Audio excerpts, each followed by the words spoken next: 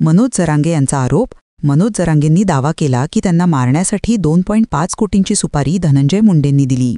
कांचन नावाची व्यक्ती मुंडेंची कार्यकर्ता असल्याचेही त्यांनी सांगितले. त्यांनी याचा सखोल तपास व्हावा अशी मागणी केली.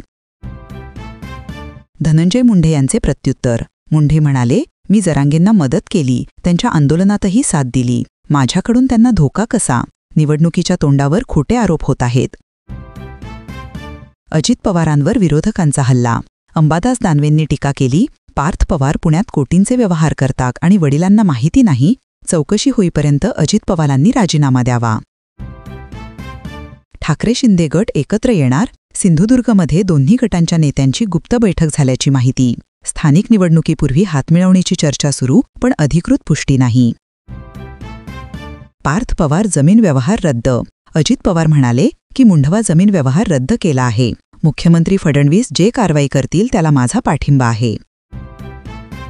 खडसे यांचा दावा. एकनाथ खडसे म्हणाले, संबंधित जमीन महार वतनाची नसून सरकारी आहे. राजकीय वरदहस्ताशिवाय हा व्यवहार शक्यच नाही.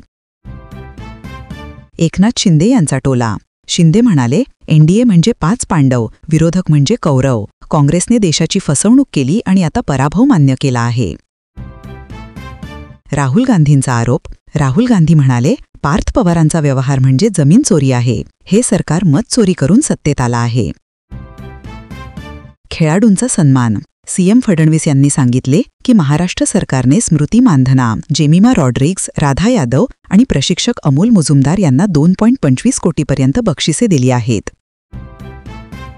महार वतन जमीन म्हणजे काय?